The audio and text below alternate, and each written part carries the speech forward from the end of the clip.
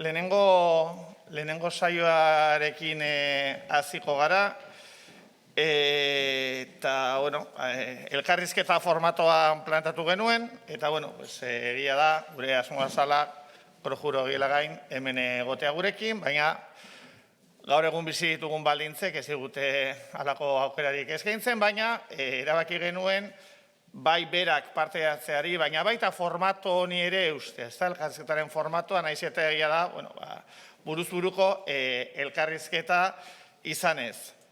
Bi hitz, Krojuro Gielagani buruz, Krojur Highland eta Inland Unibertsitateko gaelikoaren irakasle ikertzailea da eta UIko hizkuntza zientzien institutuko zuzendaria.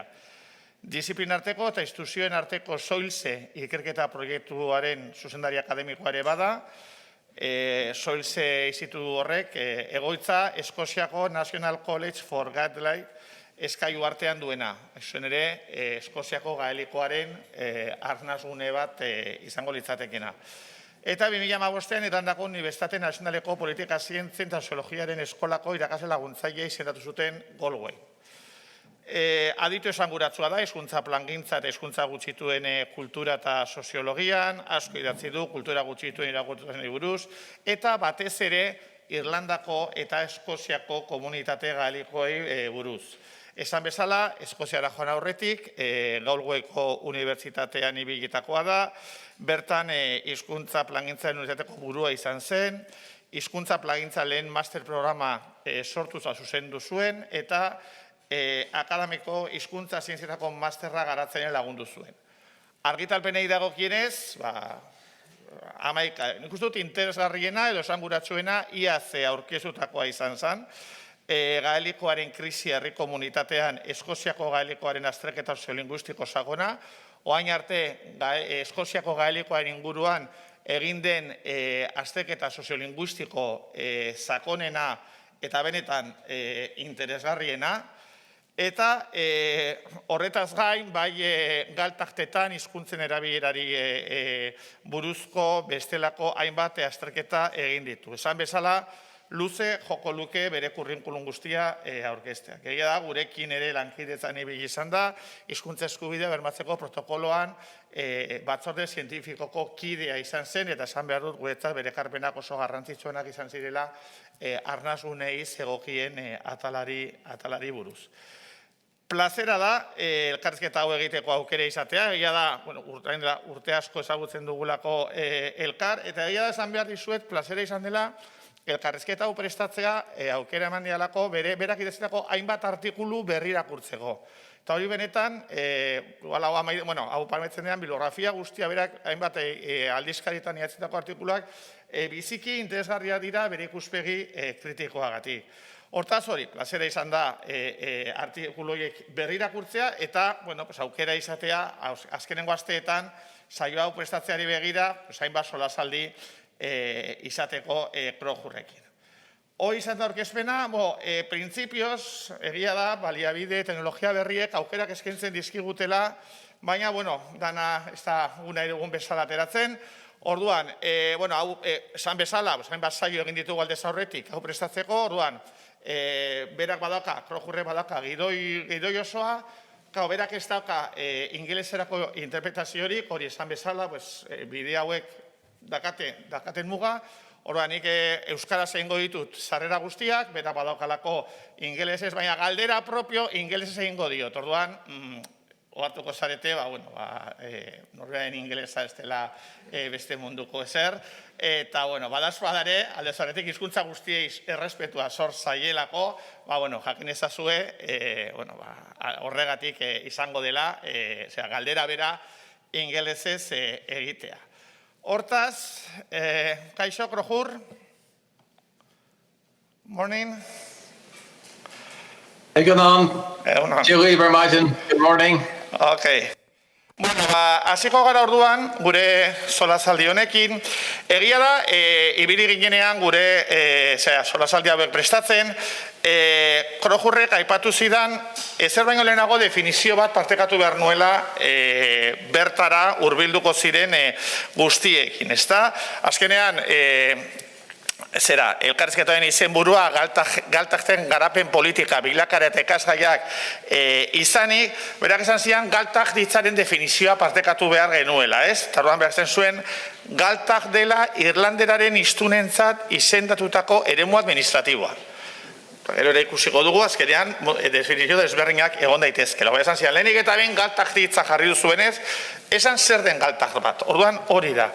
Eta horrekin batera, Krojurrek aipatu zuen, ezertaz hitz egin baino lehenago, nik agian aintzat hartu ez nuen, baina beste elementu bat kokatu behar. Zera, elementua esala, nolabait bera partekatu nahi zuen zen izan den Irlandako hizkuntza politikaren garapenaren errepaso bat. Alegialako, historikoki, kasu honetan, 1992 gaur egunera arte, zein izan den Irlanderaren garapena.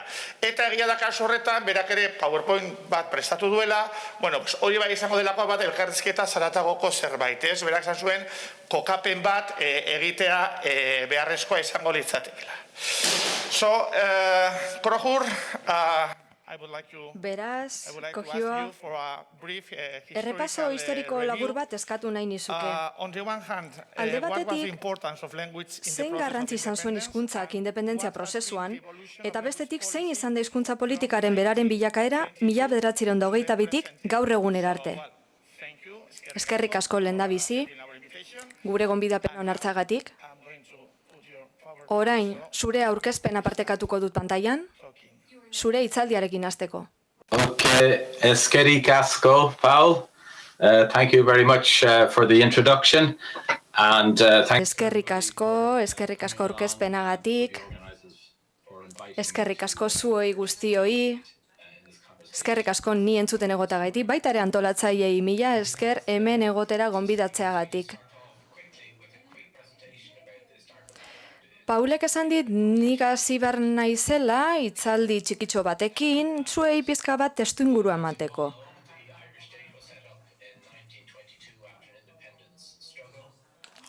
Dakizuen bezala, 1922an Irlanda independente bilakatu zen, eta estatu berria zer nahi zuen lehentasun modura.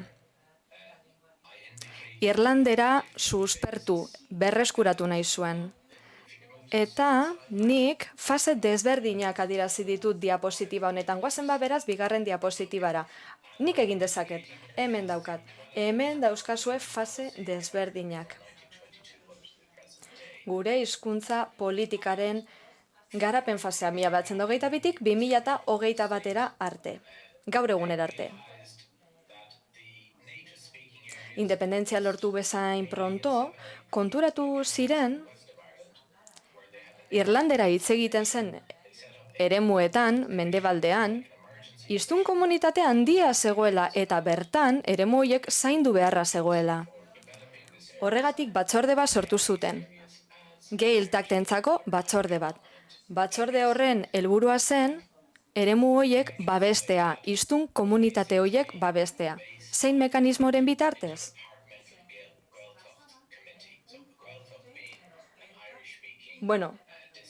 Departamentu arteko Gael Tact batzorde batean oinarritzen zen. Gael Tact diodanean da Irlanderaz hitz egiten den eremu bat.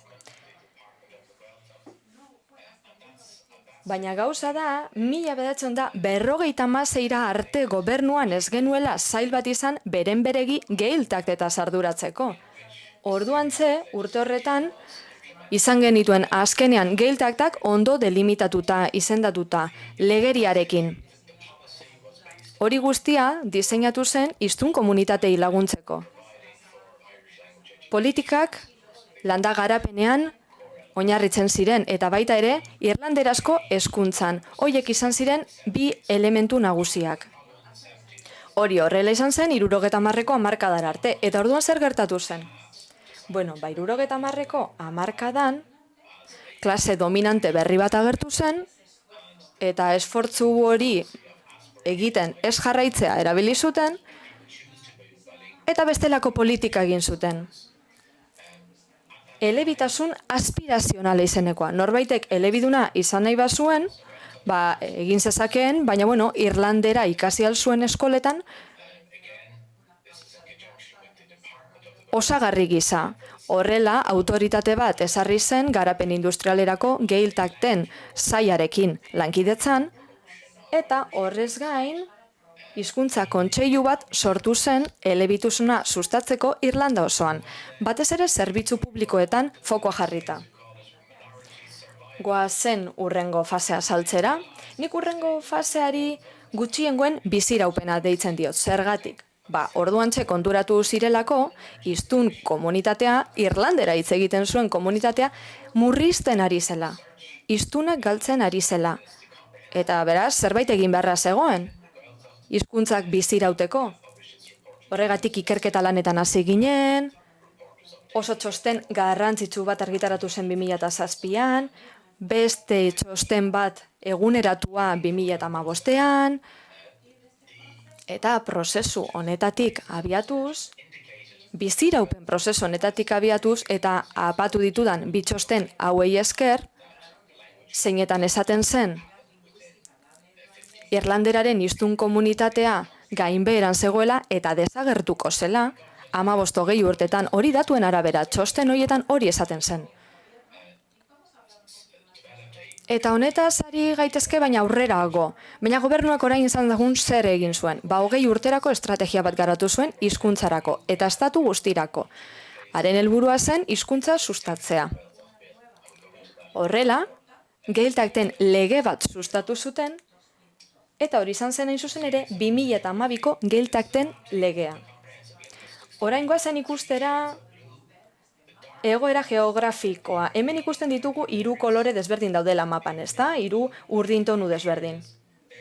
Urdin ilunarekin markatuta daude, Gaeltactak, hor Irlandera asko hitz egiten da.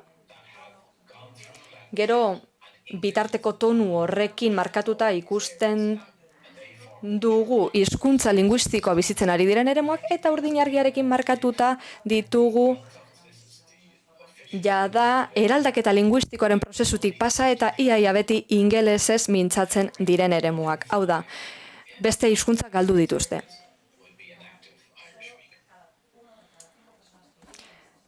Eremu hauetan bizi diren 5 pertsonako talde bakoitzako batek bakarrik egiten du irlanderaz eguneroko bizitzan. Lehen aipatu dut 1986ko batzordea, ezta? Hemen ikus dezakegu nola banatuta dagoen hizkuntza eta nola eremu hauek murriztuz doazen, hiztun komunitatea murriztuz doala. Hemen mapa ikus dezakegu, Irlandak independentzia lortu zuenean, eta hemen ikusten dugu nola dagoen markatuta orain diapositibo honetan, ezta? Arazo badugu Irlandan, badago hizkuntza plangintza? Bai, badago, baina ez du laguntzen aldaketa linguistikori aurre egiteko, ingelesaren mesederako aldaketa linguistikori aurre egiteko. Lehen aipatu dudan azterlanaren portada daukagu hemen, eta oso garrantzitsua da baita ere esatea oso zaila izan zela politikarientzat. Oso zaila. Hemen ikus dezakegu F.S. Lyenen liburua, historialaria da bera, eta bere liburuan, eztabaida batzuk aipatzen ditu, ezta? Eta berak zera dio. Gaeltacten zailtasunak itxuraz konponezina zirenak ministerio batetik bestera pasa ziren, eta azkenean, 1956an, eremu horretaz arduratzeko sail bat sortu zen. Eta zineztezina badirudi ere, urte horretara arte itxaron behar izan zen, Gaeltactak geografikoki definituta izateko. Ordura arte, 1956 arte, plan bakoitzaren ikuspegi geografikoa desberdina zen, esate baterako etxe bizitza lege bat dago, 1959koa, eta bertan esaten zen etxe bizitza sustatzeko zerbait egingo zela, baina legearen mapa geografikoa guztiz desberdina zen. Bera, zer gertatu zen? Daukagu gainbehera bat, dentsitate altuko eremuetan, gaitzespen moduko bat hizkuntzaren ganako, eta gero daukagu elebitasun aspirazional bat dentsitate txikiagoko eremuetan, Irlandera gutxiago hitz egiten den eremuetan. Baina horrek zer dakar? Azkenean eremu guztiak hiztun komunitate txikiak izango direla, hiztun dentsitate txikiko eremuak. Politika horiekin jarraitzen badugu behintzat. Goazen orain Eskoziaren kasua aztertzera. Eskozian ere komunitate gaelikoa daukagu, eta zuek ideia bat egiteko, banaketaren inguruan, hemen dauzkagu mendebaldeko uharteak urdinez markatuta, eta hortze daude oraindik geratzen diren komunitate gaelikoak, eskozierarenak, gero dauzkagu Skye islaren iparraldea, Staffin, eta Beian Tiri Irla daukagu. Eta hori da dena. Hori baino ez dago geratzen Eskoziako komunitate gaelikotik.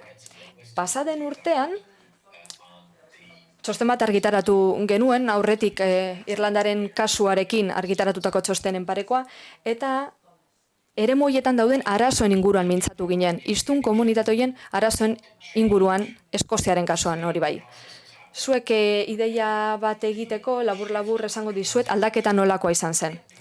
Bilakaera bat izan dugu, ingelesaren mesedetan. Gaelikoa oraindik hitz egiten den komunitateak ingeleserantz egiten ari dira. Hemen 1981etik 2011 bitarteko izandako bilakaera ikus dezakegu. Lehen, komunitate horietako asko dentsitate handiko eremua ziren. Asko hitz egiten zen gaelikoa. Eta gaur egun, ia eremu hoie guztiak askoz Irlandera komunitate txikiagoak dituzte. Edo Eskoziera hobeto esan da. Gauza da, Eskozian bertan, ez dagoelako departamentu estatalik, eta eremuak ez daude ofizialki izendatuta, mugarritatuta, ez da Irlandan bezala. Eskozian egoera guztiz desberdina da. Zehetasun gehiago eman alditut gero, ez da baidan zehar, baina, klaro, nik uste galdera nagusia zera dela. Izendapen edo mugatze hori, Gaeltacten estatus ofizialarena, horrek lagundu du ingelesaren aldeko transformazio hori gelditzen. Politika hori eraginkorra izan da, eta izan ez bada zergatik ez da izen. Nola babestu ahal izan gaitu hiztunak?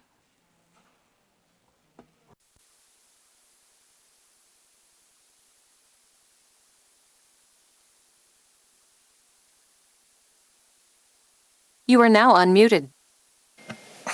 Eskerrik asko, krojur hasierako oharra hauek ematearen egia da honekia hainbat argibide ematen digula apur bat etorkizuneko politikez hitz egiteko. Halere, amaieran esan duzun horrekin geratuko nintzatek, ezta?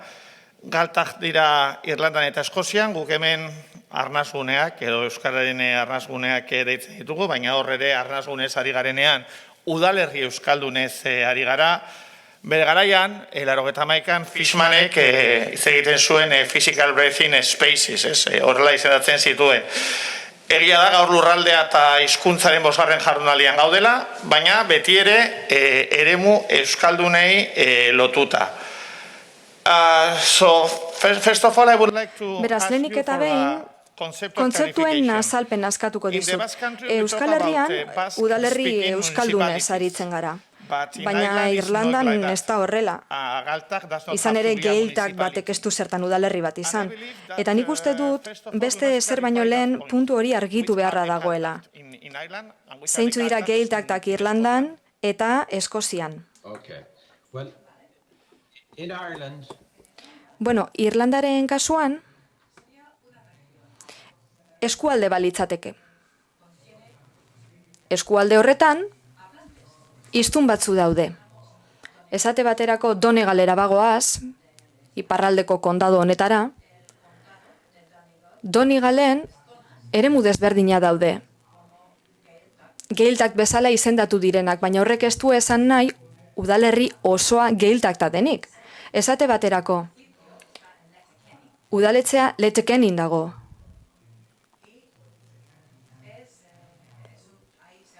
Eta bertan ingelesez hitz egiten dute gehienek. Beraz, udalerri bat daukagu, ingelesez mintzatzen dena, oroar, baina udalerriaren erdiak irlanderaz egiten du.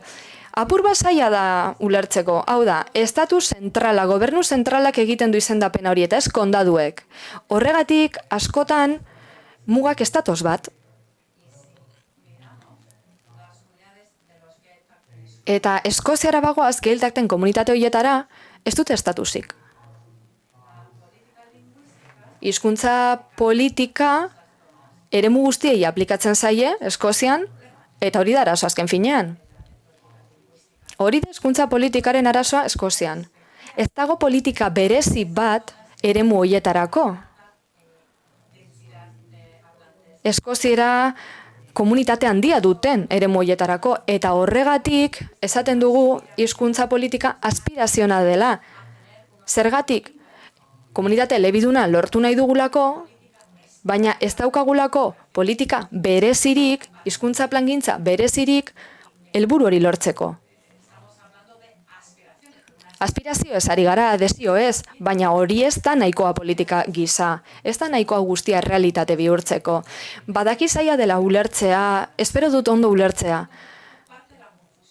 Nik uste dut azkenan honegaitik ikusten dugula zergati dago nolako konfusioa Irlandako hizkuntza politikaren inguruan, izan ere ezin duzu udalerri oso bat hartu eta osoan Irlandera hitz egiten dela esan. Ez, kondadu horren zati bat bakarrik izenda dezakezu Gaeltak bezala. So, Gaeltacht, and this will be the main question. Why this insistence on Gaeltak, beraz, zergatik tematzen gara Gaeltaktetan berariazko hizkuntza politikak egiteko beharrarekin. Zer ekarpen egiten dute Gaeltaktek Irlanderaren edo Eskozieraren biziberritze prozesuetan? Okay. Well, You are now muted. the aims behind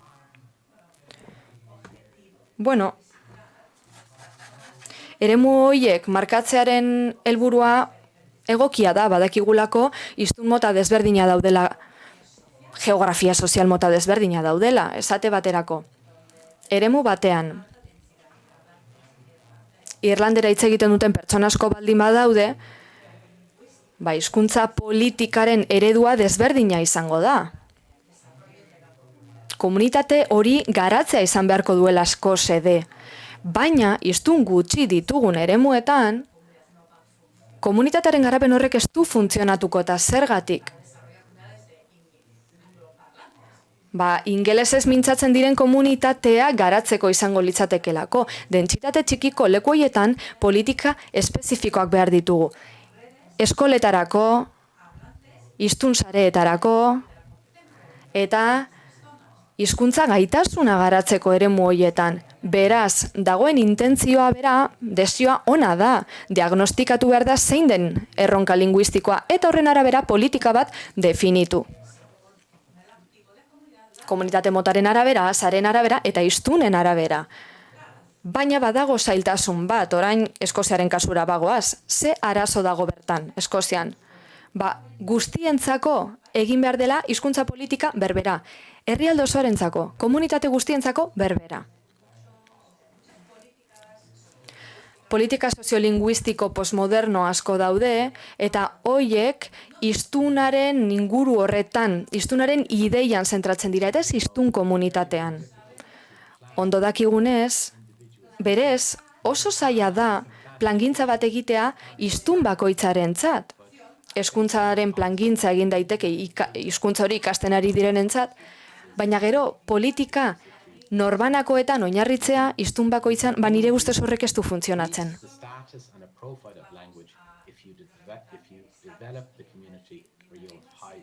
Hizkuntza baten estatuta eta profila indartzeko komunitate bat garatu beharko dugu, baina horretarako komunitate horretan jada hiztun asko egon behar dira. Beraz, Irlandaren kasuan hau da galdera. Estatus hori daukagu dentsitate altuko eremuetarako? Izan ere, ingeleserako bilakaera linguistiko hori ez da aldatu. Orduan zer pasa da? Zergatik? Gaeltakten izendapen horrek zergaitik ez du funtzionatu ingelesaren aldeko aldaketa geldiarazteko. Gauza da, erronka sozioekonomikoak eremu horietan ez direla kontuan hartu. Eta komunitatea garatzeko erronkak ere ez. Hizkuntza zerbait kulturala izango balitz bezala hartu dute, eta ez plangintza sozial eta ekonomikorako elementu gisa. Hau da, plangintza mekanismo bat erabili da, ondo egokituta ez zegoena eremu horietara, hiztun dentsitate handia dutelako, eta kontua da, komunitatea ahaldundu beharra dagoela, bestela astara arrakastatsuak izango. Berdin du hiztun asko izan edo hiztun gutxi izan. You are now unmuted. You have talked about the postmodern sociolinguistic. Egia da, soziolinguistika postmodernoaren arabera, eta zuk hori aipatu duzu, eta oso interesantea da. Gauza da lurralde zehatz bati politika desberdina aplikatzea bidegabea izan daiteke hizkuntzaren gainerako lurraldeari dagokionez, hori guztia esan bezala soziolinguistika postmodernoaren arabera, hau beste iritzi bada, noski, baina nola ulertarazi dezakegu, hau ez dela kasua, ez dela horrela.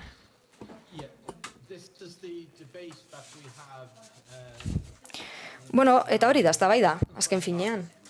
Hori ze daukagu Irlandan eztabaida modura, eta gainera askotan agertzen da, askotan pasatzen da baita ere, mendebaldeko Europan. Guk estatus berezi bat ematen badiogu hiztun komunitate bati, esaten digute bidegabeak izaten ari garela gainerako guztiekin. Ja, klaro, zein da arazoa? Kultura eta ikuspegi neoliberal eta individualista batez ari gara. Individualismo hau, edo beto esan da, individualizazioa, hiztunen individualizazioa, zein, bueno, hiztunentzako politiken individualizazio hori ere izan daitekelako, hau oso ondo iruditzen zaie eta funtzionatzen du, hizkuntza hori bigarren hizkuntza gisa izan nahi duten pertsonentzat. Guk komunitatean hizkuntza hori erabiltzen ez badugu lehenengo hizkuntza modura, hizkuntza berri bat ikastea proiektu individuala da. Normalean, norbaitek hizkuntza bat ikasi nahi duen norberaren autua da, prozesu individuala da, eta eskola batera joan da, edo akademia batera joan da, egiten dugu. Baina soziolinguistikan postmodernoak dakarren arazoa zera da. Ez ditu kontuan hartzen hiztun komunitatearen eskubide kolektiboak, eta gu gauzabia behar ditugu. Soziolinguistika postmodernoak diagnostiko okerra dakar hiztun komunitateetarako. Zer behar dugu? Plangintza soziala eta komunitatearen plangintza. Hori behar dugu lehen da bizi hizkuntza plangintza egin baino lehan. Testuinguru bat ezagutu beharko dugu. Zein testuingurutan ikasiko da hizkuntza? Hori jakin behar dugu eta gero prozesu horretan politikaren individualizazioa gerta daiteke. Eta oso ondo dago hiztun bakoitzaren hautuetan oinarritzea, baina soziolinguistika postmodernoaren arazoa da kontra jartzen dituela hizkuntza bat ikasten ari direnak eta jada hitz egiten dutenak hiztunak. Beraz, bi politika desberdin behar ditugu testuinguru bakoitzerako. Eskerrik asko.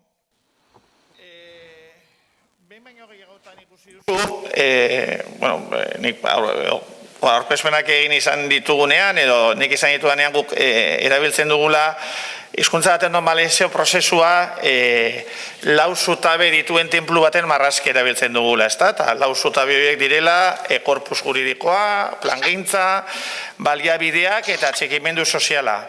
Eta hain zurekin lehen zutabeari buruz hitz egin nahiko nuke, korpus juridikoai dagokionez. Lehen aipatu duzu, 2012an onartu zen egaltaktak edo egaltakten legea, eta egia da lege horrek gero bezalako aldaketak edo zuzenketa batzuk izan zituen. Egia da kanpotik begiratuta eta Euskal Herritik begiratuta, guretzat badela aurrerapen bat, halako legezko aitorpen bat izatea egaltaktek edo arnazunek, ez?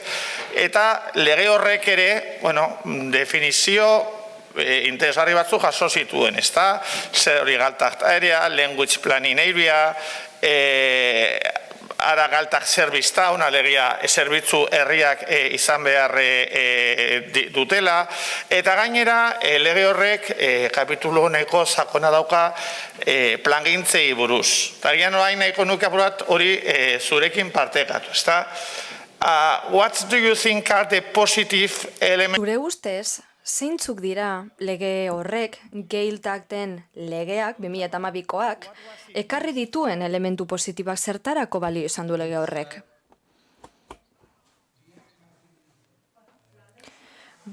Legea bera erabilgarria izan da bai. batez ere 1956ko legea, eta zergatik, honek, geiltaktetan bertan ere, bereizketa bat egin zuelako. Alde batetik, zeuden, ia mundu guztiak ingelesez hitz egiten zuen eremuak, eta bestetik, hiztun komunitate txikiagoak, gainera ikuspegi donfoke desberdina definitu zituen eremu bakoitzerako. Guk, hizkuntzarloko legeri zabala daukagu Irlandan. 150 lege baino gehiago ditugu legeak, zein dekretuak edo legegintzako tresnak. Hori Irlandan, eta horiek guztiak hizkuntzarekin lotura dute. Konstituzio horietako bat da. Gero, xedapen desberdina ditugu hezkuntzari buruz, garapenari buruz, kalifikazioari buruz, hau da, etxe bizitzak non egin daitezke, fabrikak non egin daitezkeen. Horrez gain, Domu Santuko akordioa daukagu, 88koa, eta horrek lehenengo aldiz estatus ofiziala eman zion Irlanderari Ipar Irlandan, lehendabizikoz. Borsnegalik daukagu fundazio badena, Gailiko Irlandesa da, eta hitzarmen honi esker,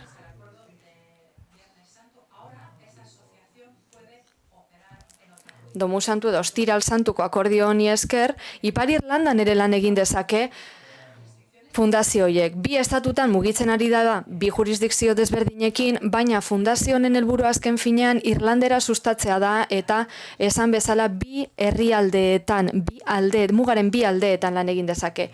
Beste abantaila batzuk, aitorpena bera, hau da, hiztun komunitatea, Irlanderaren hiztun komunitatea aitortu egiten da, eta gainera, agenda politikoan txertatzen du hizkuntza. Agenda ofizialean politikariek aipatzen dute hizkuntza politika, aipatzen dute gure hizkuntza, eta horrela, hizkuntzaren beraren estatusa hobetu egiten da. Era berean, lagungarria da baliabideak banatzeko orduan. Hau da, guk daukagunean hizkuntza gutxitu baten hiztun komunitate bat, normalean komunitate gutxituak izaten dira,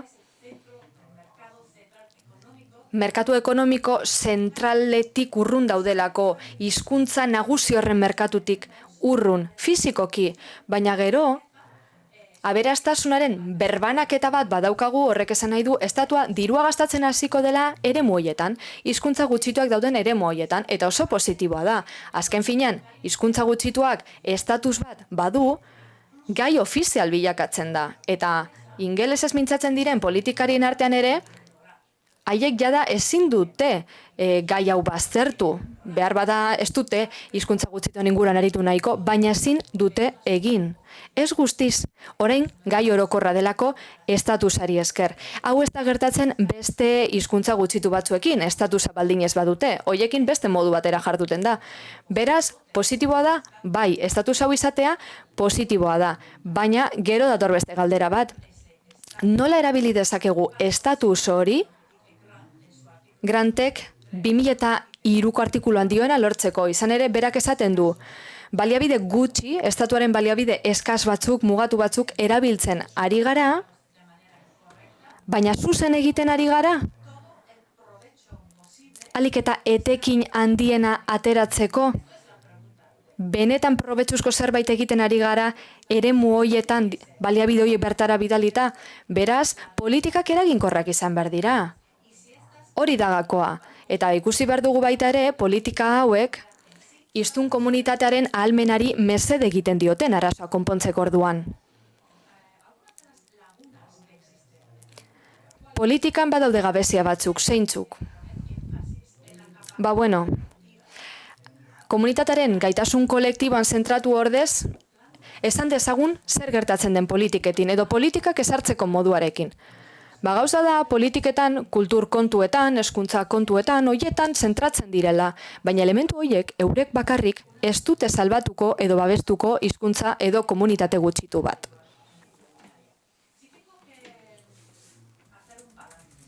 Nik eolako balantze bat egin behar badut.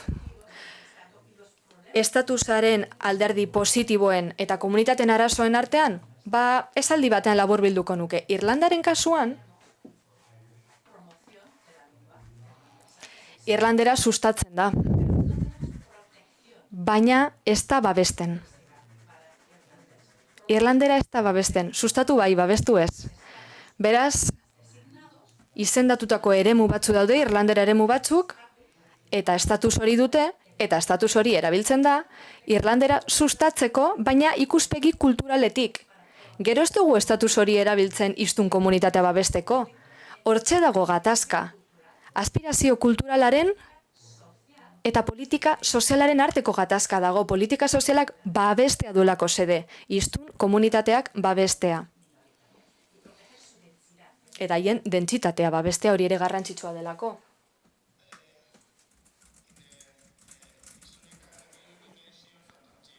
Errepaso historikoan aipatu duzu, 1956 arte, etzela egon legezko aitorpen espliziturik egon.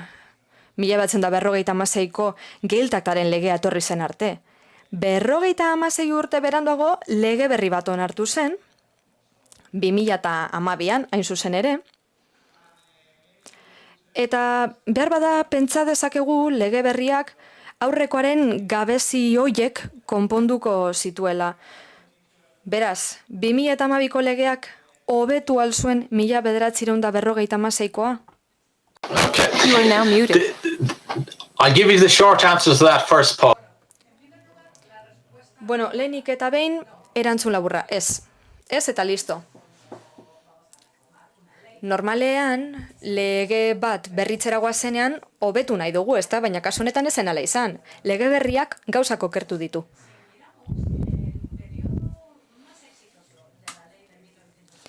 Mila 1956ko sasoirik onenari erreparatzen badio hori noiz izan zen. Eremuak modernitzaten saiatu zirenean, Gaeltaktak. Hasieran baliabideak xahutzen hasi ziren, eremu hoietarako, enplegua sortzen. Fabrika batzuk jarri ziren bertan, lehen mailako ekonomiara mugatu ordez, nekazaritzara mugatu ordez esate baterako, saiatu ziren fabrikazioa eta industria bertara eramaten, eremu hoietara. Eta beraz, kasu hoietan bai ikusi genuen, abantaila zituela legeak Gaeltaktentzat. Irlanderaren hiztun asko, bertatik joanak zirenak, bueltatzen hasi ziren eremuak orain aberatsagoak zirelako, baina gero guztia aldatu egin zen 70ko eta 80ko hamarkadetan. Zergatik? Gauza da, hezkuntza sistema oso arrakastatsua izan zela, hiztun natiboak geneuzkalako, gero irakasle bihurtu zirenak, eta beraz, Euskal Herrian ikastolak izango ziren zentroetan hasi ziren Irlandera irakasten, eta horrela aurrak hasi ziren Irlandera ikasten, eta jolastokian Irlanderaz hitz egiten, eta nik uste dut hor ikusten dela zein eraginkorra den politika bat. Gazteek lagun artean hizkuntza erabiltzen badute, horrek esan nahi du politika arrakastatsua dela. Hala ere, gaur egun, Irlandara bazoaz, ez duzu lehen mailako hezkuntza, zen bigarren mailako hezkuntza duen eskolarik aurkituko, 7 distritu edo kondatuetan, hor daudelako Gaeltaktak, aurrek naturalki Irlanderaz hitz egiten dutenik. Aurroietako askok hitz egiten dute, bai, badakite Irlanderaz hitz egiten eta etxean erabiltzen dute. Baina, lingua franca nagusia, hizkuntza nagusia, gizartean eta oro har aurren artean ingelesa da, Gaeltaktetan.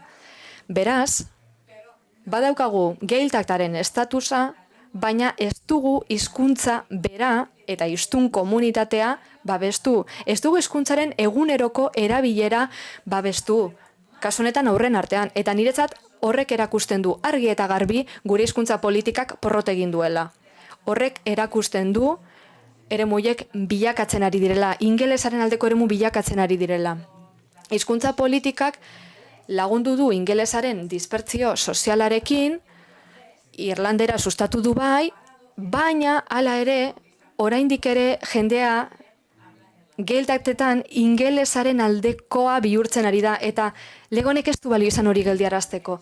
Eta honek berriro garamatza estatusaren inguruan hitz egitera. Estatusa hizkuntza kultura modura sustatzeko. Hori egiten da hiztun komunitatea babestu ordez, politika esen nahikoa zentratu hiztun komunitatetan. Politikak nahaztu egin zituen ingelesaren hiztunen beharrizanak eta irlanderaren hiztunen beharrizanak. Ikasi nahi dutenen beharrizanekin. Bueno, hau da erantzun luzea. Zuk egindako galderari. Lege berria, 2012koa, honek badu ahultasun bat, zein da? Geeltaktak kolonizatu egin dira beste ideologia batekin. Ideologia hau soziolinguistika postmodernistan oinarrituta dago. Gaur egun Irlandera norbanakoen proiektu bada. Ikasi nahi baduzu ikasten duzu, eta gero, guraso gutxi batzuk egon daitezke aurrei irlanderaz hitz egiten dietenak, eta kitxo. Egokina litzateke familiei babesa emateko programa bat izatea, familia artean irlandera erabiltzeko aukerak sustatzea, baina hau ez da egiten. Eta gauza da, arrakasta izan nahi badugu, hiztun familien dentsitate handia behar dugula. Gurasoek aurrekin irlanderaz hitz egitea eta hizkuntza politika horretan oinarritu beharko litzateke, hizkuntza ikasten ari direnetan oinarritu ordez. Eta zer gertatu da? Geeltaktak kolonizatu direla, Dublineko aspirazioekin. Beste modu batera esan da. Irlandera eskoletan ikasi behar da. Mundu guztiak ikasi behar du irlandera eskolan. Baina noski. Baina jendea ikasten egon arren gero erabiltzen ez badu, hizkuntza galdu egingo da. You are now unmuted.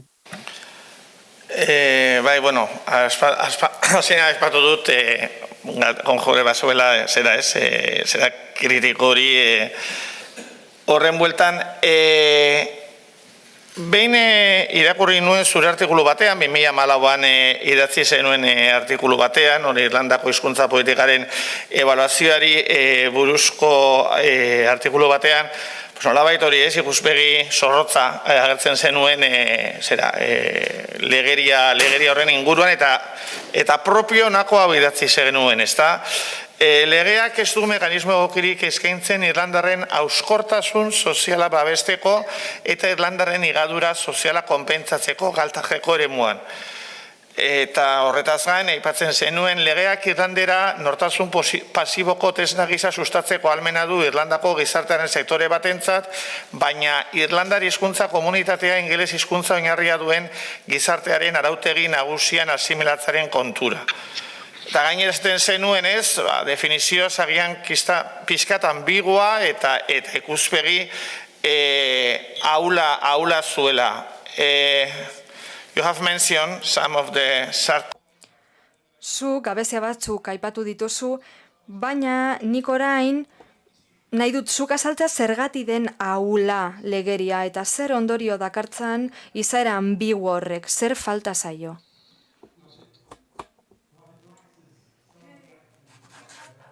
Zer falta zaion? Baina da aipatu ditugun elementu batzuk. Komunitaten garapenean zentratu behar da. Ez da nahikoa zentratzen gainera, honek Irlanderaren hiztunentzat izan ditzakeen onura sozioekonomikoetan. Familia politika ere falta zaio, Irlandera hiztunentzat. Hau da, erronka nagusia baldin bada. Gaeltak edo eremu hoietan hiztun kopurua areagotzea, etxeetan, plan berezi bat egon beharko litzateke familia hoiei laguntzeko, ez da jada Irlanderaz mintzatzen diren familiei. Hizkuntza Irlandera modu naturalean ikastea izan beharko litzateke gauza, eskoletan ikasi beharrean. Transmisio naturalaz, familiarteko transmisio naturalaz ari gara, hori behar du legeak. Irlandera eskoletan ikastea, geiltaktak ez diren eremuetan, eta hori da egiten ari garen lan bat, horren orde zer behar dugu? Politika bat behar dugu, jada, existitzen den hiztun komunitatean oinarrita dagoena, eta familiei lagunduko diena, nerabeak sozializatzeko, baina irlanderaz esate baterako. Era berean, sistema bat behar dugu, garapen sozioekonomikoa sustatzeko, komunitateen garapena sustatzeko, mekanismoak behar ditugu, nik 2016ko liburuan demokrazia gaelikoa esaten diodan hori lortzeko mekanismoak gain zuzen ere, izan ere demokrazia daukagu ingeles hizkuntzan. Eta bertan dauzkagu irlanderaren hiztunak, baina hori ez da ondo. Hori azken finean ez da demokrazia egoki bat guretza behintzat. Eta hori dela eta batzuetan esaten dut, 2012ko legearen kasuan, eta askotan aipatzen dut lege hau, geiltakten kolonizazio lege bezala, aprendizaren ideologia daukagulako, bai, behar dugu aprendiza, gure hizkuntza ikasten duten pertsonak. Baina, demokrazia gaelikoa ere behar dugu. Bertan, hiztun komunitatea daudelako.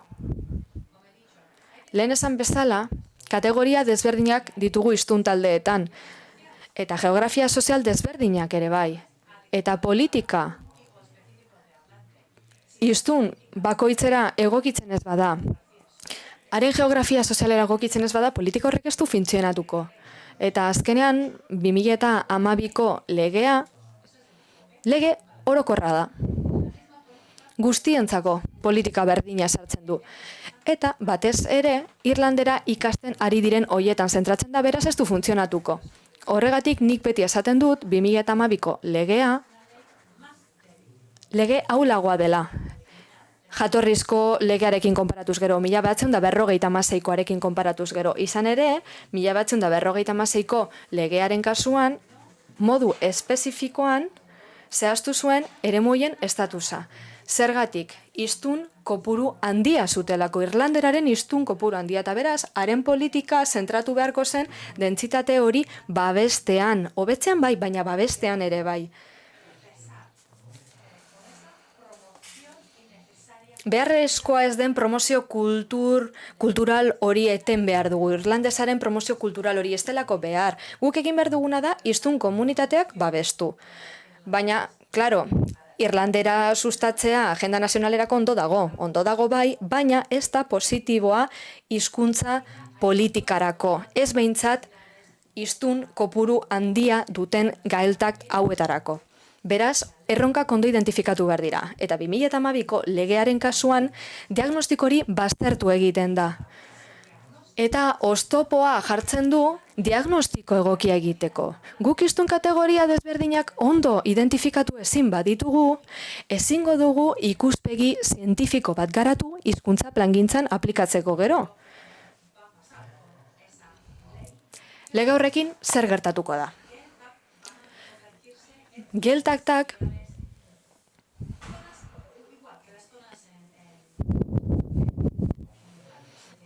Irlandako beste eremu normal batzuk bezalakoak izango direla, ez dira bereiziak izango. Eta oso zaila izango da, guraso batzuk aurkitzea irlanderaz hitz egiten dietenak seme-alabei, eta nik horregaitik beti esaten diot 2012ko legeari post-geiltak legea. Hau da, haren xedea ez da jada baditugun hiztun komunitateak babestea. Niri nahiko sendo iruditu zitzaidan, 2019an Irlandako gobernuko hor badago hori hizkuntza eskubideen komisarioa, eta bere urteko txostenean geiltakten inguruan jaso zuen, eta irakurriko dizuet, justo nahiko larrigarria iruditu zitzaidan, ez? Hori izan bezala, Irlandako gobernua badaka hizkuntza eskubideen komisarioa, urtero bere txostena egiten du, eta 2019an honako jasotzen zuen. Galtakten inguruko Irlandaren egoera hula agerikoa da erroldaren emaitzetan eta azken urteetan egindako hainbat ikerketatan. Beraz, funtsezkoa da Galtakt eremuetan Irlandearen bidez ematen diren zerbitzu publikoak lege oinarri batean kokatzea. Eta Galtakt komunitatearen hizkuntza eskubideak legerian oinarritzea. Zoritzarrez, epealdi honetan lege proiektuak ez du xedapen ermorik estatuari gaelikoen komunitatea bere ama hizkuntzan artatuko dela bermatzeko betebeharra ezartzeko. Estatu mailako zerbitzuak, galtaktetan, irlanderaz emateko eskakizuna 1996an aipatu zen galtakteen batzordearen txosten batean. Hori oraindik ez da lortu eta lege proiektuari proposatutako zuzenketek ez diote gai horri osorik heltzen. Garai honetan ere, estatuen ardugabekeria litzateke galtaktean oinarrizko eskubide gisa zerbitzu garrantzitsu batzuk irlanderaz ez ematea. Oinarrizko eskubide izaki. Araugintza oinarri osori gabe, ezin ziurta daiteki hori gertatuko denik. Zabezala da, 2019an, Irlandako gobernuan hizkuntza eskubideen komisarioak bere urteko txostenean jasotako azarte batzuk, hizkuntzaren egoerari buruz. In your opinion, Krojur? Kojur, zure ustez, zer jaso beharko duke lege berri horrek, araudi berri horrek?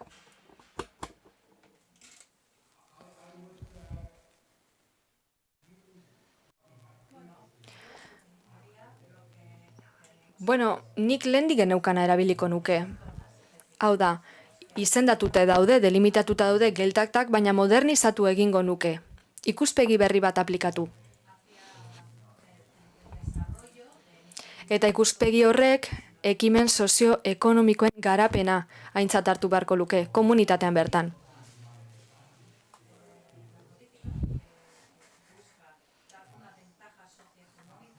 Politikaren helburua da abantaila sozioekonomikoa ematea irlanderaren hiztunei, baina ez dago ondo antolatuta. Ez behintzat hizkuntza politikaren modu berean. Hizkuntza politika eta garapen sozioekonomikorako politika, bi politika horiek bereizia dira, eta batera joan beharko lirateke. Politika bakarraren parte izan beharko lirateke biak. Modu inklusiboan pentsatzen hasi behar gara. Eta ikuspegi integralagoa izan beharko genuke hizkuntza politikaren arloan. Era beran, kontuan hartu beharra dago geografia. Hau da, hiztunak non dauden. Santuario bezalakoa izan beharko genuke irlanderaren hiztun asko dituzten eremuetarako. Nik nire liburuan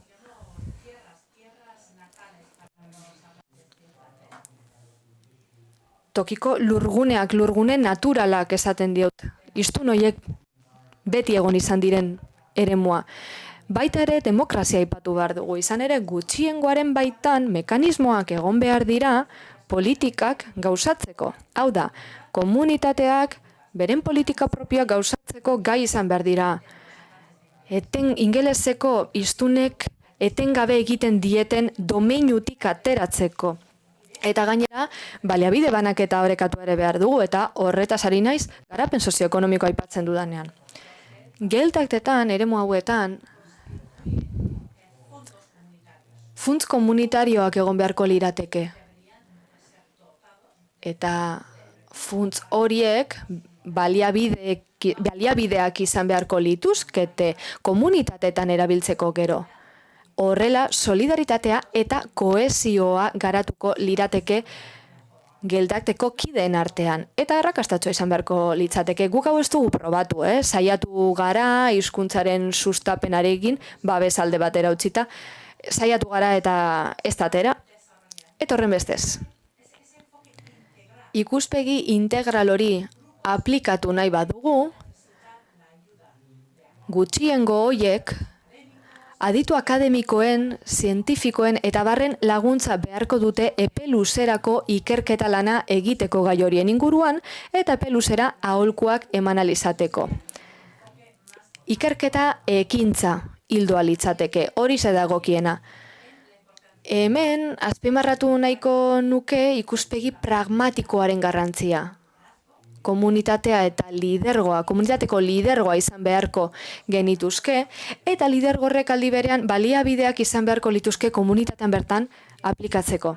Eta gero, gainera, komunitate horrek adituen laguntza izan beharko luke. hizkuntza plangintzako adituen laguntza. Horretan datza ikuspegi integrala. Eta horren sedea da, irizpide geografikoak, baliabideen beharra, behar izan demokratikoak eta behar izan estrategikoak, horiek ere komunitateak, txertatzea. Nik ideia hauek guztiak 2016ko liburu batean bildu dituen, geiltakterako tratu berri bat du izena, nolabait esatarren euskaraz, oraindik ingelesera ez da itzuli. Nik uste dut laburpen moduko bat edo bertsio laburrago bat argitaratuko dudala ingelesez. Laster gainera. Baina nik zen gainerako egileek ikuspegi hau aipatzen dugu uste dugulako behar izana daukagula benetan ikuspegi integral bat izatekoa. Izan ere horren bitartez ikuspegi postmodernoak sustatutako individualismo hori baztertzeko modu bakarra da. Ezin dugu gutxiengo bat izan, hiztun komunitate txiki bat izan, egoera desabantaiatxoan dagoena. Abentaiak izan beharko ditu ez da, komunitate horrek ere, baina horretarako ahalmena izan behar du, eta lagundu behar zaio ahalmena izaten. Ikuspegi kolektibo bat garatu beharra dago, edo kolektibista hobeto esan da. Hizkuntza gutxitu horren inguruko ikuspegi individualista zein den ikusi dugu eta badaukagu, bai orain ikuspegi kolektibista garatzea falta da. Horretarako, geiltaken estatusa mantendu behar da. Baina gainera, estatus hori erabili behar dugu modu integralagoan. Inozentziaz eta hizkuntza kultura soil gisa ikustez gain, gizartaren parte gizara ikustera pasatu behar gara.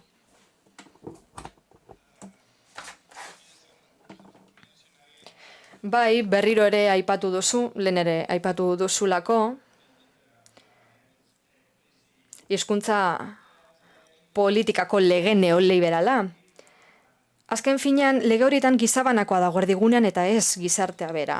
Beraz, zer txertatu beharko litzateke geiltakten aldeko lege batek ezaugarri neoliberal horiek edo ezaugarri individualista horiek ez izateko? Bueno, lehen erantzun diot galderari, baina neoliberalismoaren inguruan aritu nahi dut orain. Ikusten nauzue kameratik ez da, ez naiz lehen bezain gaztea, baina oraindik dut gogoan Mamet Fatza, eta bere esaldi famatua.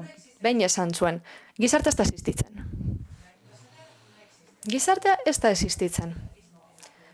Eta hizkuntza gutxituen politiketan neoliberalismoa venenoa da. Zergatik? Lehentasuna kentzen diolako kolektibotasunari, komunitateari. Bertan, hizkuntza politika neoliberala da, eta kolektiboa beraz ez da lehentasunezko gauza. Zein arazo du horrek neoliberalismoak? Horretan, oinarritutako politikek ez dutela gizartea kontutan hartzen.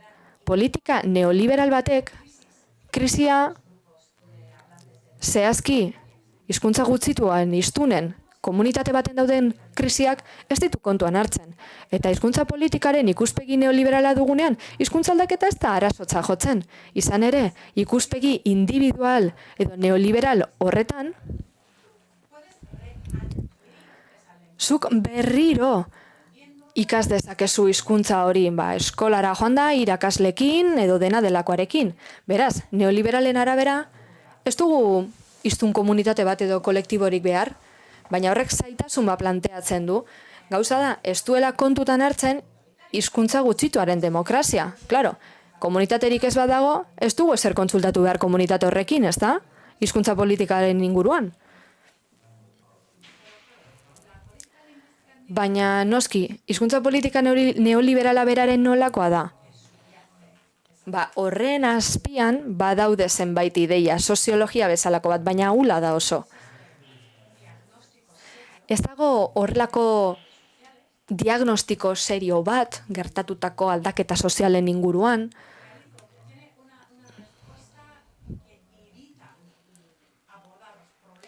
eta saiatzen da hiztunek dituzten arazo sozialak baztertzen. Irlanderaz hitz egiten duten hiztunen arazo sozialak alde batera uzten. Dago harrotasun moduko bat, edo harrokeria hobeto esan da, ez dena ofiziala. Hau da, hizkuntza politika diseinatzen duten guztiek hiztune baino askoz gehiago dakite. Hiztunto komunitateko kide baino askoz gehiago dakitenez, ez aie konsultatu behar hiztunei. Eta askotan, politikak simbolikoak izaten dira, eta kitxo. Asko zentratzen dira estatus zibikoan, hizkuntzaren estatus zibikoan, eta ez hizkuntzaren errealitatean. Askotan, politika horiek klientelismo moduko bat dakarte. Hau da, sektore desberdinak daude, eta horietan, bezeroak irabazten dira. Bezeroak haiek irabazten ateratzen dira politika individual hauekin. Eta sufritzen duena komunitatea da. Gauza da, klientelismo honekin batera sektorialismoa ere agertzen dela. Hau da, sektore batzuei lehentasuna ematen zaie, promozio zibiko edo kulturala egiten diotelako hizkuntzari. Normalean sektore hauek edabideak dira, hizkuntza gutxituan mintzatzen diren edabideak, hezkuntza bera eta erakunde publikoak, hizkuntza sustatzen duten erakunde publikoak.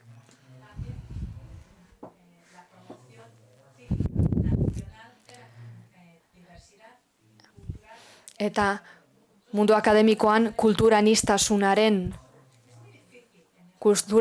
sustatzen duten erakundeak ere dira sektore horietako batzuk. Beraz, batzuetan zaila da aurkitzea hizkuntza politika batzuk sektore horietatik kanpo geratzen direnak.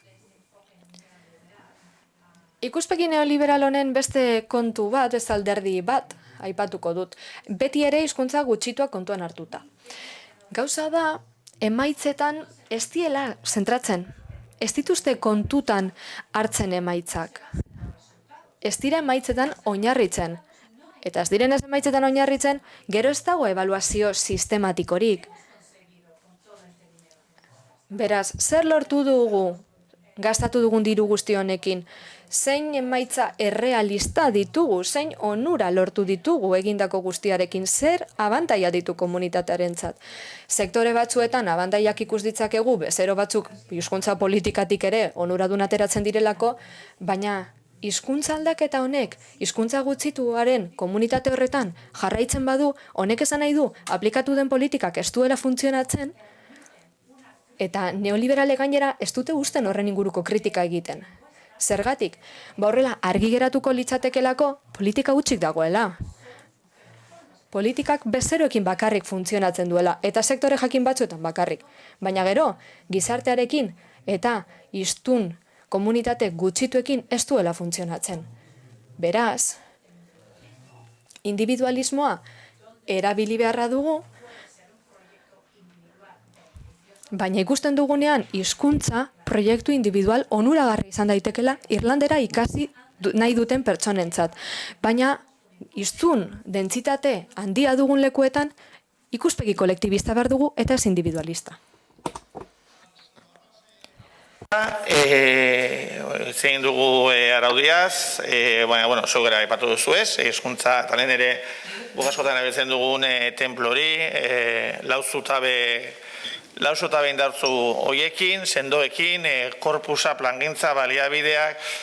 Duela laburte beste artikulu batean, esaldi potolo bat idatzi zenuen ez, ezin duzu Irlandar hiztunik izan galtak gabe, eta ez duzu galtak bat izango eraldaketa sozial seriori gabe. Hori idatzi zenuen. Eta gainera, proposamen aurrerakoi bat egiten zenuen, ez?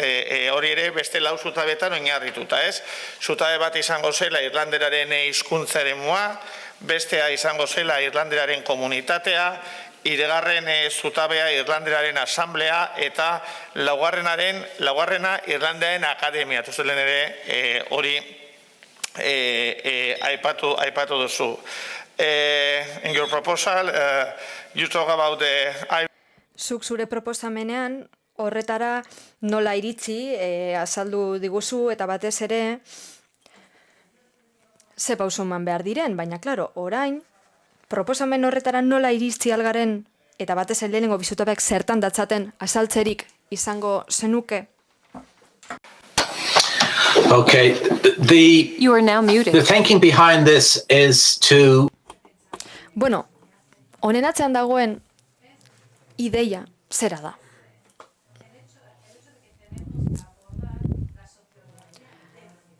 Soziologia hula daukagula gaur egun da hori landu beharra dagoela. Zuke galdetzen badidazu, berriro hasteko aukera izango bazenuke, zer gomendatuko zenuke? Bueno, nik zer esan izango banu kontu hietan behintzat. Banik zer erantzungo nezuke? Hasieran egindakoa egingo nuke berriz. Hau da, eremu batzuk mugatu, geltak bezala izendatu, eremu hoietan zentratu politika espezifiko batzuk diseinatzeko orduan, baina gero politikaren alderdi sozialari lehentasuna emango nioke, eta ez alderdi kulturalari. Edo, bueno, hezkuntzarekin lotutako alderdiari. Hala ere horrek ez du esan nahi, hezkuntza politika eta kultur politika garrantzitsuak ez direnik, badira, oso garrantzitsuak dira hizkuntza gutxitu baten politika egiteko. Baina, badaukagu hizkuntza gutxitu baten komunitate bat, eta guk horri osasuntsua izatea nahi dugu eremu batean, ezta? Borretarako zer egin behar da? Hizkuntza gutxitua eskoletan, kulturan eta hedabideetan sustatzeaz gain,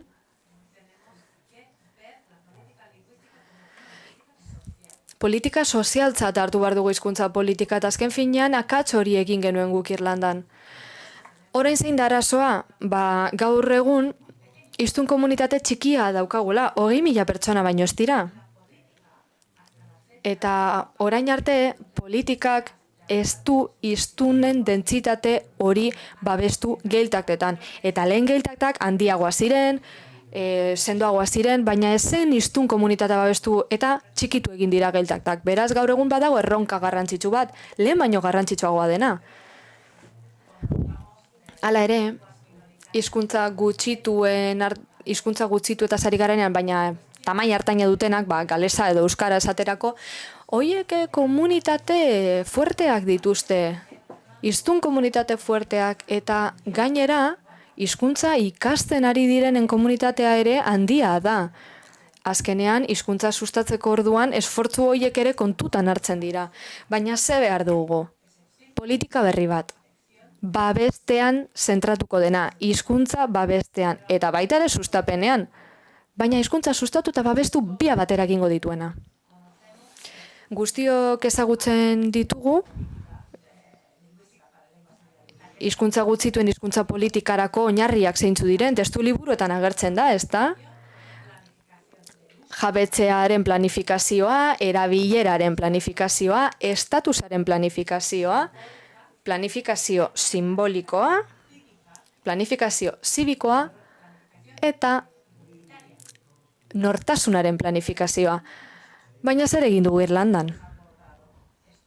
Nola heldu diegu gai hauei? Testuingurutik kanpo landu ditugu. Eta horregatik, Paul, bueltatu behar naiz beste kontu batera. Ikuspegi integrala beharrezkoa da, lehen esan dut. Elementu hauek guztiak txertatu behar ditugu politikan. Horrela babestuko ditugu gaur egun dauden hiztun komunitateak. Baina hori nola egin daiteke?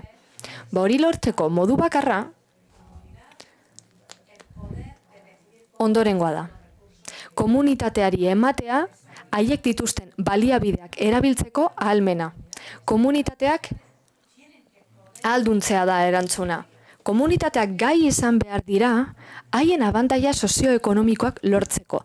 Eta talde batean hori lortzen dugunean, hiztun talde batean hori lortzen dugunean, haien erronka propioak lantzeko ahalmena ere aragotzen da. Gauza da, orain asimilatutako erronka batzuk ematen zaizkiela ingeles komunitatean dituztenak gaeltakteri. Hizkuntza politikan ikuspegi soziala hiztun komunitateen ahalmena areagotzean zentratzen da. Haien abantaila propioak sortzeko gai izan behar dira. Eta horrela aurre egingo diete asimilazioaren presio hauei, eta horrela geldiaraziko dute ingelesera doan aldaketa linguistikoa. Aldaketa linguistikoa arazoa ez bada, eta hori esaten dute soziolinguista postmoderno neoliberalek, hori arazoa ez bada, edo inporta zaiguna arazoa bada, azkenean gertatuko da, zergaitik talde nagusia, azkenean asimilatu egiten dituelako talde txikiak, menpean dituen taldeak. Beraz, hizkuntza politikaren ikuspegi integral hau ezinbestekoa da. Politika soziala lehenetsi beharra dago. Honek lagunduko diolako menpeko taldeari kanpotik datozen asimilazio presioi aurre egiten. Nagusi diren praktikei, nagusi den taldeari aurre egiten. Azken finean, oinarrizko gauzetara bueltatzea litzateke, ezta? Hizkuntza politiko demokratiko batetara. You are now unmuted. Eskerrik asko, egia da ordua aurrera doala eta gauza asko geratzen diela horre hitz egiteko, ez? Askotan aipatu izan duzu, hezkuntza sistemaren funtzioa bai galtak barruan, bai galtak kanpoan ere, egia da, gizarte zigimendua ere askotan izan duzu izbide, eta hori ere ez dugu aukerik izan horretaz luze hitz egiteko. Gizarte testu ingurua ere aipatu izan duzu, bestea beste, hori gazteek Irlandera erabat funtzional eskura desaten beharrezkoa den elementu gisa. Baina, egia da aurrera dola eta gero etartea zabaldu behar dugu, hemen eta online bildu zaigunei aukera emateko. Eta gian balorazio orokor bat eskatuko nuk, ez da?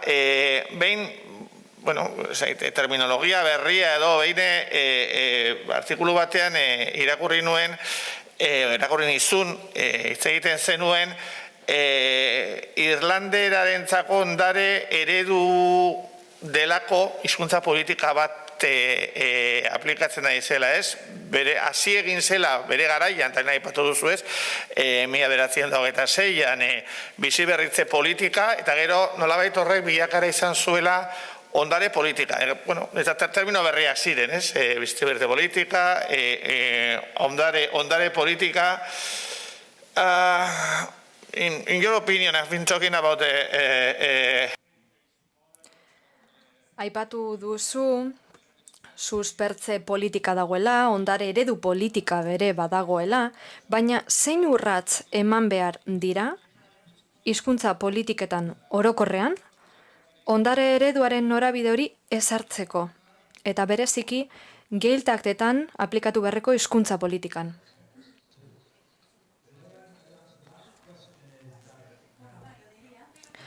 Zera esango nuke zuri erantzuteko?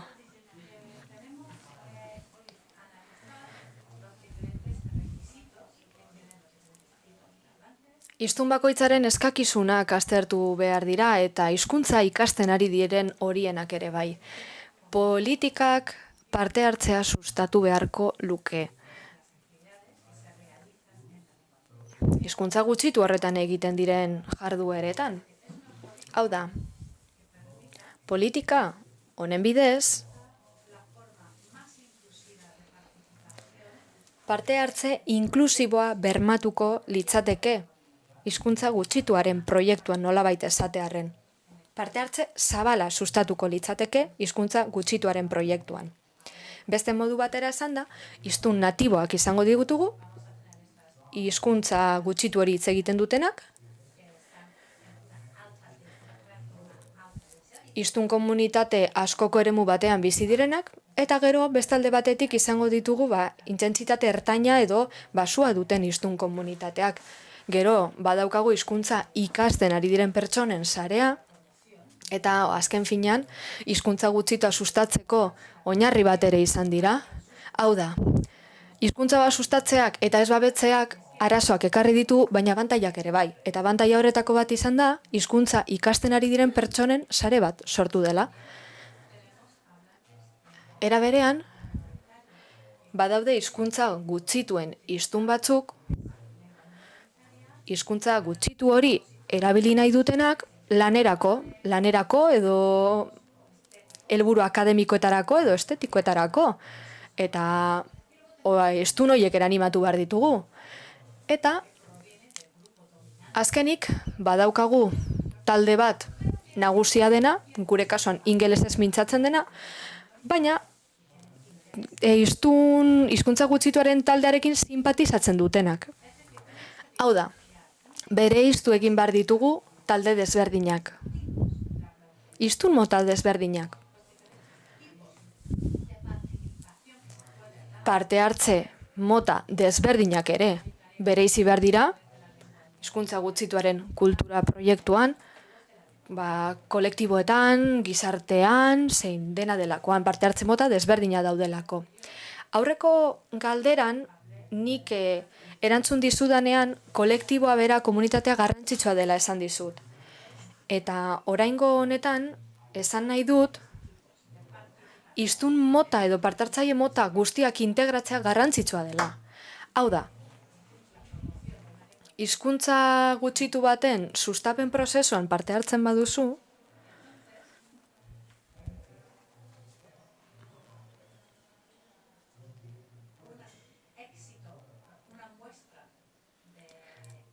arrakastaren seinale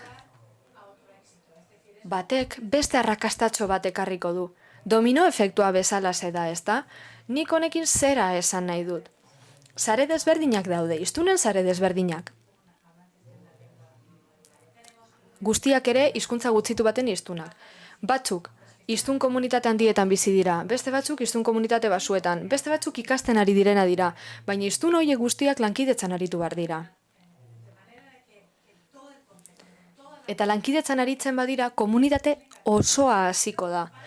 Parte hartzea behar da hizkuntza gutxitu baten hazkunderako, zabalpenerako, ikuspegi inklusiboa da azken finean, kontuan hartzen dituena testuinguru bakoitzeko baldintzak edo ezaugarriak, geografia sozial desberdinak eta intereseko talde desberdinak. Horiek guztiak hartzen ditu kontuan. Paul, zuk lehen ondare eredua aipatu duzu.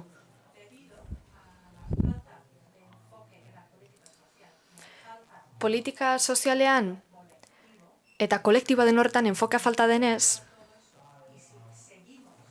eta kontutan izan da, hizkuntza sustatzeko eredu horrekin jarraitzen ari garela, azkenean zer etorriko zaigu? Bueno, azkenean ikusiko dugu Irlandera barneratzeko modu bakarra ondare eredura batzea dela. Hau da, Irlandera eskoletan irakastea eta kito. Hori ez da bat ere produktiboa, ikuspegi etnolinguistikotik, ez da eredu aberatsa, eta ikuspegi intelektualetik ez da eredu interesgarria. Eta beraz, ni zer egiten ari naiz? Animatzen, sustatzen, bultzatzen parte hartze etnolinguistiko mota guztiak. Hizkuntza politika batek horre guztiak barne hartu behar dituelako. Parte hartzaile guztiek parte hartu ahal izateko proiektu etnolinguistiko horretan. Eta hala, hizkuntza gutxituen komunitate hauen jarraitutasuna bermatuko da, eta proiektua aberasgarriagoa eta hobeagoa izango da. Eta guztia, kulturan, hizkuntzan bertan eta ikuspegi kolektiboan errotuta egon behar da. Aipatu bezala, hizkuntza entitate sozial bezala hartzeko herrialdean. You are now unmuted. Eskerrik asko, Rojur. Ia da denbora gainean dugula, marrak eta erdi dira, baina nola ez, bazegoen, eta baina zuekin solasaldiak egindakoan, hori ere, eskatu zenuen, edo Euskal Herritarra bazina, alegia, bilizara egia da, bai Irlandako gobernuan, aholkulari gisa, baina ere Eskoziako gobernuan, aholkulari gisa, beti ere ikuspegi akademikotik, aipatzen zenean esaera batez, different courses for different horses. Egia da, lasterketa bakoitzak bere saldia behar duela, baina, zuk uste dut badakizula saldiez, eta badakizula lasterketez. So yes, the last question, and Azkenengo galdera. Puntu gehigarri modura. Euskalduna izango bazina zer egingo zenuke? Gure zaldia, zein izango litzateke eta gure lasterketa ere zein?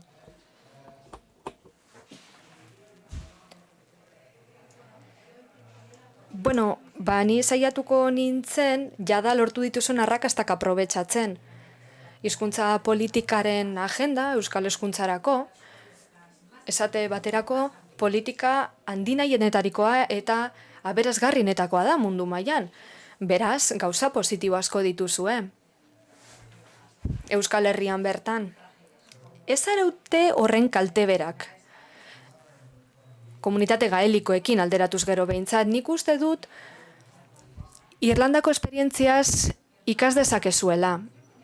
Nik uste dut hizkuntza gutxituen talde guztien artetik mundu mailan Irlanda dela hizkuntza politikaren arloan ibilbide luzeena egindakoa. Ezinbestekoa izan zelako independentzia proiektuan 1922an eta 70ko hamarkadatik horrek indarra galdu du, baina egia da ibilbide luzea egindakoa garela. Hizkuntza plangintzan 100 urtetik gorako ibilbide eginakoa gara. Beraz, lehenik eta behin, zer egingo nuke? Politika desberdinak ezartzen saiatu zareten eremuak aztertu. Hiztun dentsitate handia duten eremuak. Esate baterako, 1956ko legearen kasuan plangintza oso txarra egin zuten. Eta 2012ko legean gero, beti bi kasuak aztertu, ondo atera dena eta gaizki atera dena, Nik baita ere gomendatuko nizueke azterlan desberdinak irakurtza, hizkuntza plangintzaren inguruan eta batez ere Irlandan argitaratu diren txostenak bertan, hitz egiten delako hizkuntza plangintza eta politika honen zailtasunen inguruan. Zergatik lehen funtzionatzen zuten eta orain ez. Oso garrantzitsua da ikasitakoa mantentzea. Okerretatik ikastea, baina klaro, ni ez naiz euskalduna, nik ez dizut esango zer egin behar duzuen, zuen lana delako. Baina nire ustez ideia ona litzateke, eta gomendagarria gainera, hizkuntza babestean hastea. Zehatzago esan da, euskal hiztun asko dituzten eremuak babestea. Mekanismo ofizial bat ezarri beharko zenukete, berariazko politikak garatzeko eta gero hiztun komunitate handia duten eremu hoietan aplikatzeko. Horrela, identifikatuko zenituzkete dentsitate handiko eremuak, hiztun asko dituzten eremuak. Eta batez ere alderdi sozialean zentratu politiketan. Eta ez horren beste kultur sustapenean. Hau da, nik ez dut esan nahi, kultur sustapena egin beharreztenik, hori ez, baina aldi berean kontutan izan soziologia ere garrantzitsua dela. Alderdi soziologikoa kontuan hartu behar duzuela. Horrez gain, ondorengoa esango nizueke, ikertzen aritu naiz, geltakten kasuan, Irlandan zein Eskozian.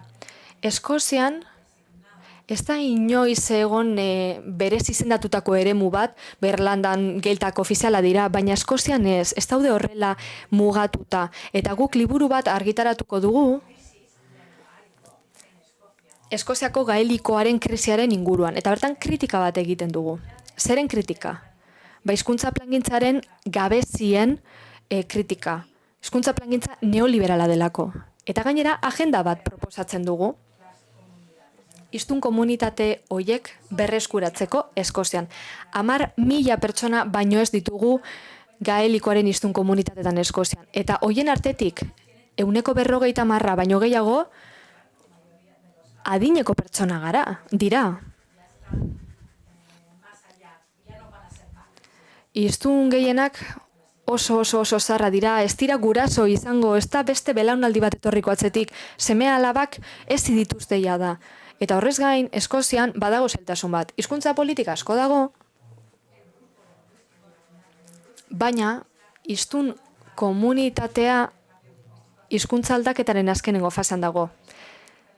Ingeleserako aldaketa oso hurbildu, beraz, hori ez dator bat errealitate sozialarekin, bertan behintzat. Beraz nik testu inguru desberdinak aztertuko nituzke, ikusteko non porrot egin duen hizkuntza politikak, hizkuntza politika hoiek jartzeko modua aztertu beharra dagoelako. Eskozian adibidez, bultzada eman ordez, geldiarazi egin du garapena, eta horregaitik ikuspegi horiek guztiak aztertu behar dira. Akatzetatik ikasteko eta berriro egiteko, baina horretarako mekanismo demokratikoak behar ditugu. Baliabideak ondo banatzeko, eta gero, benetako arrakasta ebaluatu behar da, emaitzak ebaluatu, benetako emaitzak, hiztun komunitate horiek mantendu ahal izateko. Izan ere, azken finean,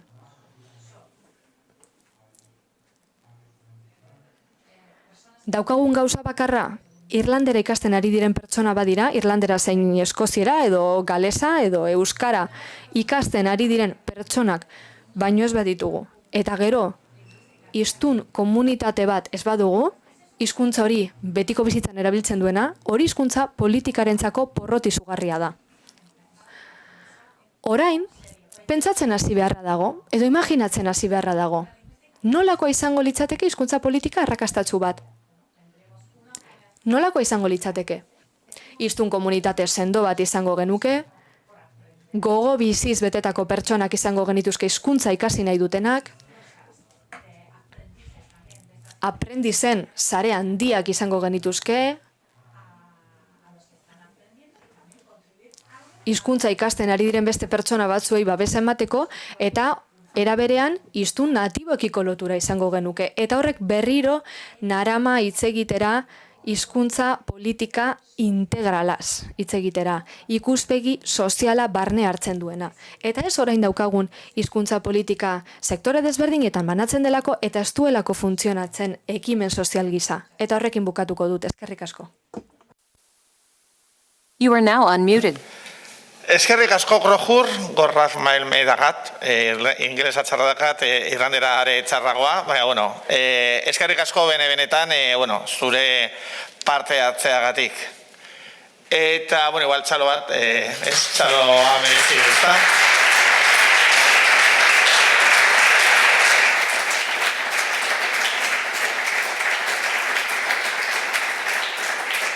Egia zan, galderetarako tarte handirik ez dago, baina gutxienez internetik zeo zer dago, ez da egin orakudeatu behar den hau. Igual, igual ez da egite interpreteak aukera dakan nire itzulpena baino bera izango delako berea.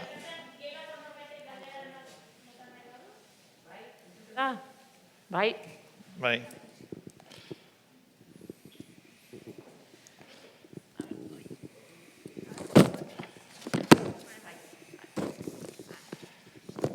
Bai, orain bai. Bale, badago galdera bat interneten. Politika sozialak behar direla diozu, baina nola garatu politika hoiek, hain zuzen, politika sozial orokorrak ahulduta daudenean politika demokrazia orokor neoliberalen mesedetan. Zabai multipleak daude. A ver, iba a interpretar laguntza behar da, A ver, ya está. Well, one question, you have mentioned the social politics and how to develop those politics if the whole general policies or social policies are weak. I mean, something like that, how to join these social policies concerning language policy in the overall social policies, taking into account that those social policies are weak. I don't know if very good translation, more or less. Yeah. Okay. That's a very good question. That indicates the... Oso galdera ona da. Eta nik uste dut hizkuntza politikaren realpolitik hori erakusten duela hizkuntza gutxituen kasuan.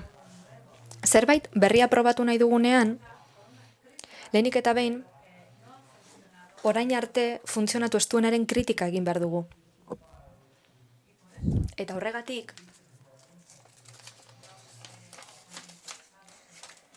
politikan hizkuntza gutxituaren politikan interesa dutenak, akademikoak, eruditoak, ikuspegi kolektibista dutenak eta ez individualista,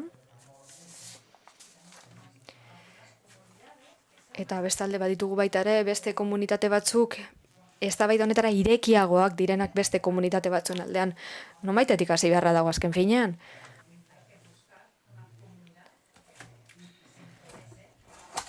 Gai hauekiko interesa erakusten duen eta kezka agertzen duen komunitate bat bilatu beharra dago. Komunitateko kide guztien ongizatea lortu nahi duen komunitate bat behar dugu.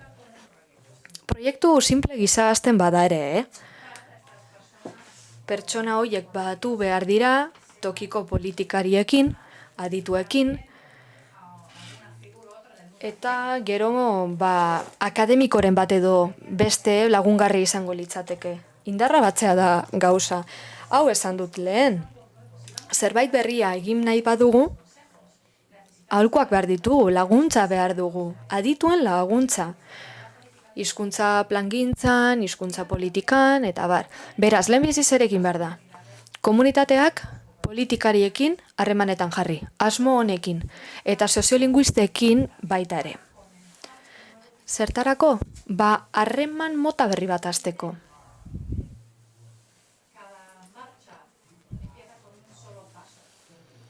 Bide oro pauso batekin hasten da. Esaten da hori, ezta? Lehenengo pauso hori eman behar da. Eta zertan datza lehenengo pauso hori. Eztabaida sortzea eta ikuspegi berri horren inguruan hitz egiten hastea.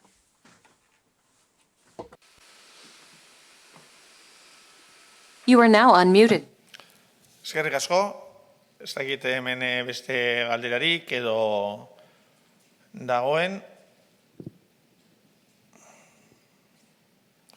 Egia da, laurden gutxiago dira, urrengoari hasiera eman behar diogu. Krojur, benetan mila esker, zure ekarpenaren gatik, genekien ekarpen zorrotza izango zela, eta hori ere nahi genuen, ikuspegi akademiko horretatik, lehen egia da, kurrikuluma azaldu danean ez, iruditzen zaigu ikuspegi akademiko zorrotz hori ere interesgarria dela. Many thanks. It was a pleasure to meet with you again. And next time you will come to Euskal Herria and we will go to have dinner to a Sagardotegi, to a cider house, as I promise you. Promestu nizun bezala, eta zaindu zaitez eta eskerrik asko. Eskerrik asko, and thanks very much, Paul. Eskerrik asko eta mila esker, Paul, gonbitagatik, eta eskerrik asko hor zaudeten guztioi eskerrik asko ni entzutera etortzagatik. Zaindu zaitezte eta disfrutatu gaurko hitzaldi guztiekin, ziur oso aberasgarria izango dela eta ni badu gogoa gero zer esaten den jakiteko, gero zu promestutakoa bete zure hitza, Paul, gero Sagardotegi batera joan nahi dut eta eskerrik asko, sorte on eta zaindu zaitezte. Eta laster ateratzen garen COVID-19 krisi honekin eta laster aurrez aurre ikusten garen, mila esker.